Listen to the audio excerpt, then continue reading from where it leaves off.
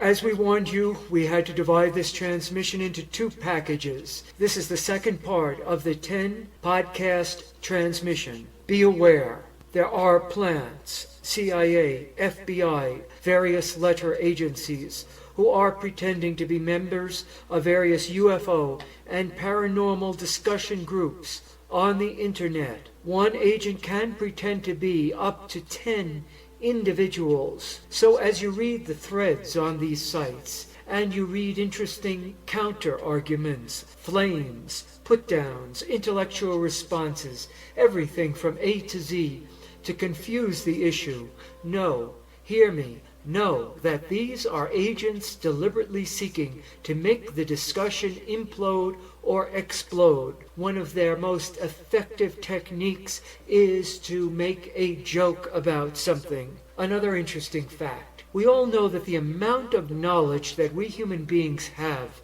is growing exponentially. This is called the, quote, jumping Jesus phenomena, unquote, by the deceased Robert Anton Wilson, may he rest in peace. Within 100 years, we will be moving faster than the speed of light with our minds. Of course, it would be great if our, quote, common sense, unquote, were also growing exponentially, but that's another story. The really interesting question is, what about the alien races that have been around millions of years longer than us? What that means is that we might be part of a giant computer. Sure, it is possible that we are in a computer simulation, as in Matrix Trilogy, but more likely our atoms are being used as parts of a huge quantum computer. Without our knowing it, intelligences can be making use of our atoms for the purpose of computing. Amazing, but true. Brian Greene said that if the universe were a simulation, then simulated human scientists would be able to figure out the laws of nature embedded in the simulation. However, these would not be the laws underlying actual reality, since those laws are in the simulator's world, not the computer simulation, which we mistakenly take to be reality. Remember how I said we should not divide reality into physical and spiritual? What we're talking about is a perfect example of this. Angels as computer programmers? Why not? Do people feel more comfortable with angels who sit on clouds and play harps than they do with angels that are writing code? Now, an event happened on 18th of May during the Endeavour International Space Station rendezvous in space. 3 unknown objects, maybe the usual unknown intelligent ice that, according to NASA, floats around the space station and the shuttles, appear during the approach, and ground control orders, and you can hear it, quote, Endeavour, please pause the playback, unquote. NASA stopped the live stream after the 3 unidentified flying objects appeared in Endeavour's background. Now, many mysterious things happen on this earth. On the 13th of May, 1917, 10-year-old Lucia Santos and her younger cousins, siblings Jacinta and Francisco Marto, were looking at sheep at a location known as the Cowboys area near their home village of Fatima in Portugal. Lucia described seeing a woman, quote, brighter than the sun, shedding rays of light clearer and stronger than a crystal ball, filled with the most sparkling water and pierced by the burning rays of the sun, unquote. And these three children and this event later went on to become known as the miracle of Our Lady of Fatima. But what did the children really see? I use this quote because this is one of the first quotes from one of the children that was recorded before the church really had a chance to start working them over and telling them what they were seeing. Brighter than the sun, shedding rays of light, clearer and stronger than a crystal ball, filled with the most sparkling water and pierced by the burning rays of the sun. That's up to you to think about, but I find this very interesting. In a story published on this site, we reported that the Argentinian Air Force was in the process of setting up a UFO commission, which triggered a lot of excitement in Argentina's ufological community and media. True to their word, the AAF launched officially their commission for the investigation of aerospace phenomena, Spanish acronym CIFA, at a ceremony at the Condor Building in Buenos Aires, the AAF headquarters, where the commission will operate. Now, this event was presided by Captain Mariano Moja, an AAF spokesperson, who has been interacting with several Argentinian ufologists in recent months. However, to give weight to the event, a brief statement was also given by Brigadier General Ernesto Omar Paris, Secretary General of the AAF, and he said, quote, "This commission will undertake a scientific study of aerospace phenomena," adding that, quote, "With this action, we have reached an important goal for our institution," unquote. And another amazing thing about this group is that they are going to be working in cooperation with civilian ufologists. One of the facets of CIFA that will seem highly unusual for North Americans,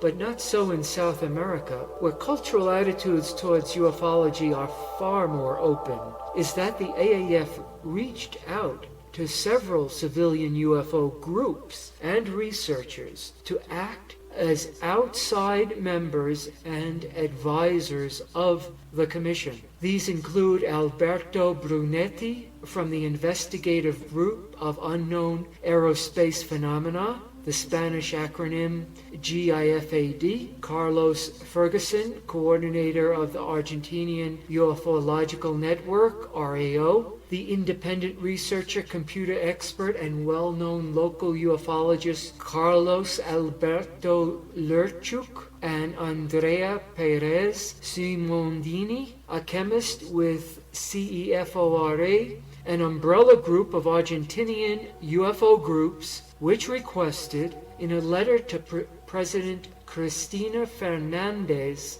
several months ago, the declassification of military UFO documents. My friend, you are a spark of divinity. You are an immortal being, not just a body. You've lived forever, and you're going to continue to live forever. The kingdom of God is within you. To know more about the Galactic Federation, let's consider some scientific facts. There exist 200 billion suns in our galaxy. There exist 200 galaxies in this dimensional universe. Now, the members of the Galactic Federation are interested in our UFO studies. Know that. They frequently, some say always, attend every UFO conference. So you never know who may be sitting next to you. There is a great saying attributed to the metaphysical freedom fighters. It goes like this, quote, "If it were not for the mighty lions who live in this transient world, darkness would have prevailed," unquote.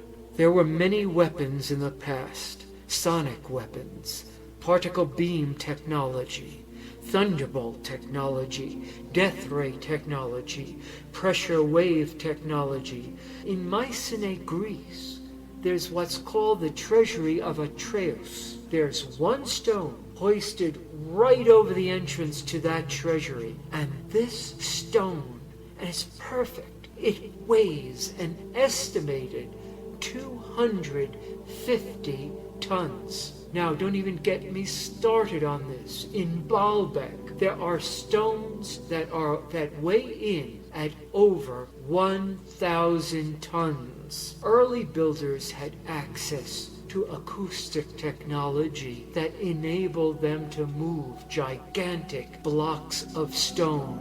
Acoustic levitation helped to transport these stones. Through the right application of sound, you can truly overturn the world. Remember the story of the Battle of Jericho, when Joshua brought down the walls of the fortress through sound. Quote, ancient legends are a bridge to finding what truly happened in our past, unquote, says Giorgio A. Tsoukalos. Tsoukalos is the founder and publisher of Legendary Times magazine. He is also Eric von Daniken's official representative in the United States and the rest of the English-speaking world. Certain vibrational frequencies create certain effects in the physical world. We will be going in depth into this technology. As you know, I am a quantic vibrational therapist, a composer, and I have released 3 CDs in the past 12 months. I will tell you something now that may help you. Listen closely, because I don't like talking about this kind of thing repetitively. My first book, Beyond Duality, The Art of Transcendence, teaches you to build something called the Serpent Lightning Rod, along with many other powerful techniques to help you become a metaphysical freedom fighter. I am telling you about this now because the book is almost completely sold out. My publisher, New Falcon, is bringing out a second edition. I don't know when it will be ready, but I am quite sure it will be out sometime this year. Now is the time to grab your copy of Beyond Duality while it is still for sale in its first printing form. Go to Amazon.com, okay? That's where it's for sale, to get your copy before the prices go way up in a few months. If you want to wait for the second printing, by all means, do so. I have a really exciting and interesting afterword that I have written for this second printing. However, if you want to obtain right now, without having to wait, a copy and a used copy if you want of the first printing, you can go to Amazon.com right now and just click on it and get your copy. I think that button that they have created, that one-click button, is maybe the most dangerous button in the world. Anyway, to go on, I have spoken all over the United States about Beyond Duality, the Art of Transcendence. I have been the guest of honor and guest speaker at several conventions around the country. I have also spoken in Ireland, England, Mexico, and Azerbaijan about the principles found in Beyond Duality. And I have been interviewed on many radio stations and television. And by the way, I have been invited back onto that station, the television station, on which we appeared, 2 weeks ago. So I will be sending you out information about this, but I believe this Thursday, the 23rd, again, I will be live on that station. And there is a live chat that will be going on simultaneously while I will be on that station. You might ask, what has happened? Where have I been? What have I been doing? I will tell you. I am pulling together, integrating some of the most powerful spiritual, shamanic, and metaphysical traditions from all over the world. I am looking back to the first people, to the people in our deepest, most profound future, and synthesizing all of this in a way that the peoples of the earth can use to activate themselves into their highest actuation and be able to defend themselves from those people who are power hungry, to defend themselves from those aliens who have their own agenda, and defend themselves from being hypnotized by what excites the senses. You know people who are lost in the exciting of the senses, in materialism, lost in gambling, lost in drugs, lost in alcohol, lost in sex, lost in sports trivia, fancy cars, jewelry, penthouses, egos, and their own navels. The world has a glamour about it, and it is easy to feel that you are safe from the negative power tyrants just because you have a nice Mercedes and friends who talk as if they have powerful connections. Well, don't fall for this. Fact, Alexander the Great attempted to conquer India. Alexander the Great, the invincible, he had with him elephants, the kind of tanks of that time. I don't need to tell you what a great warrior Alexander the Great was. However, when he began his attack of India, flying discs, which he described as flying shields, dive-bombed at the elephants. The war elephants panicked and went into a frenzied stampede. After this, Alexander's generals said, "No, we are not going into India." And that was the end of that campaign. And we know Alexander the Great lived in the time of recorded history. Therefore, let us analyze this a little bit more. Fact, India, from time immemorial, has been known as the place of the great yogis, the men and women who are great adepts, great initiates, into all manner of city powers, into all manner of mantra powers, into all manner of mudra powers, M-U-D-R-A, look that up, mudra powers. It is not a stretch of the imagination for me to say here that the wise and powerful meta-masters, the yogis, protected India through their ability to fly, to command airships, you know the Vedas, and produce all sorts of effects in the minds of Alexander's army and his war animals. These are the powers of the metaphysical freedom fighter. Always they will fight against invaders. Fact, World War II, the witches or Wiccans of England gathered every night, and with their rituals of the Great Rite and other methods of generating huge amounts of energy, they raised a cone of energetic power over England, protecting it from the Nazis. Fact, during the Roman Empire's siege of the territory of the ancient Celts, the Druid men and the Druid women attacked the Roman soldiers with all sorts of magical and paranormal metaphysical techniques.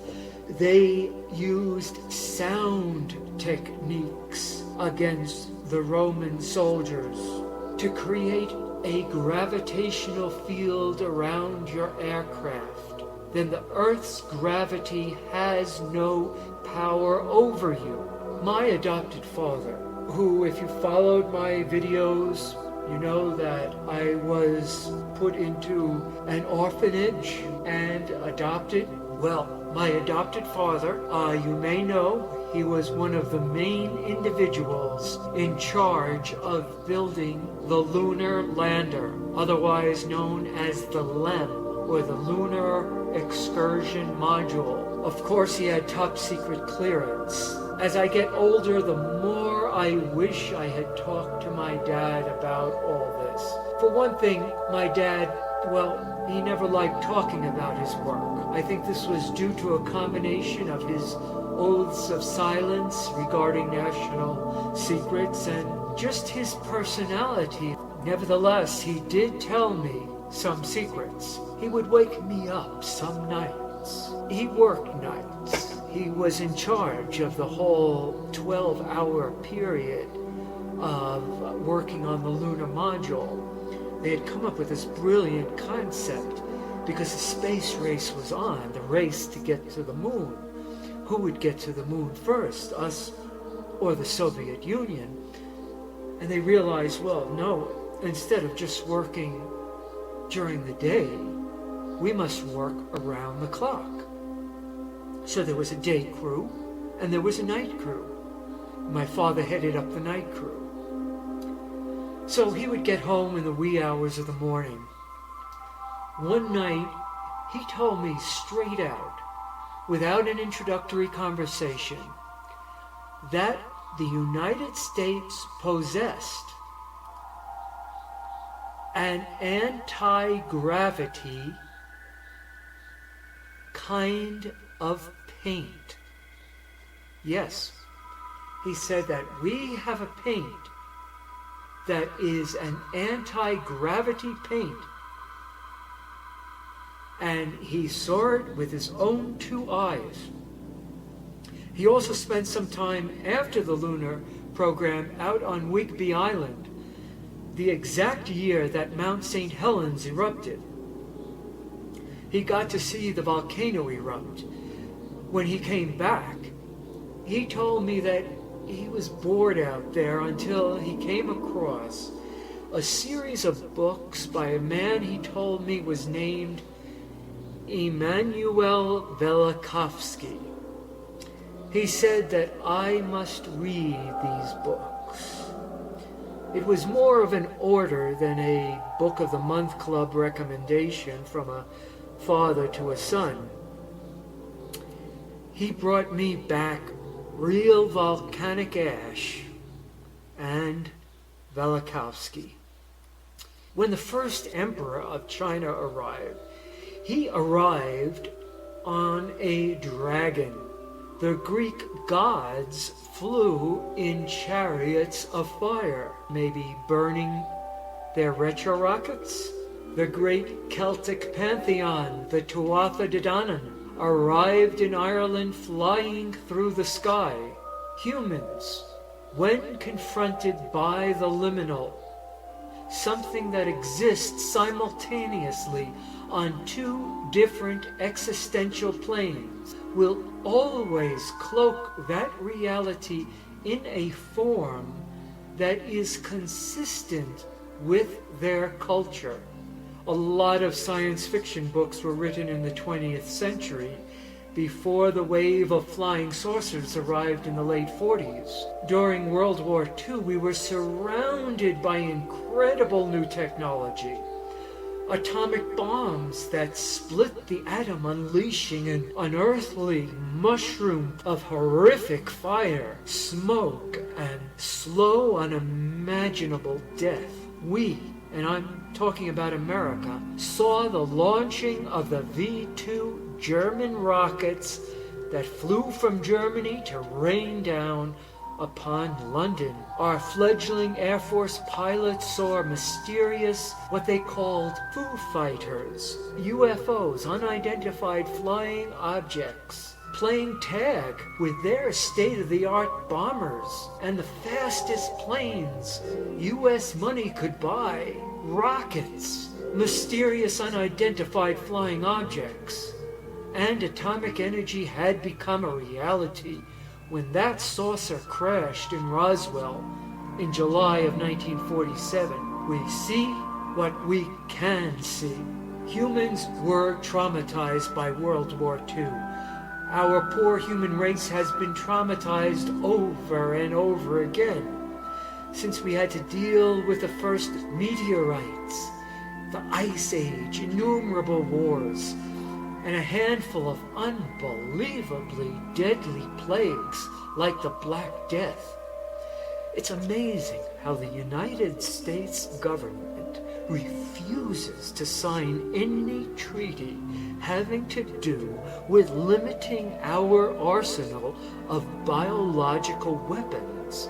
we proudly tell the world that we have on file, if you will, every horrific plague that ever threatened to end our existence on this planet. And our government loves to play around with these plagues, tweaking them genetically. Who can stop madness such as this? Forget about buying a rifle or fortifying your house. Fortify your soul. Moreover, don't buy, create a life force inside you that is indomitable and which lights up your thoughts to a brightness you could never imagine possible. You are about to enter a new destiny. You are no longer a civilian, so to speak. You are about to become the man or woman who exists on the high mountains. That is enough. We do not want to overwhelm you. I know you are an intelligent group of people, but this kind of information must be chewed on carefully.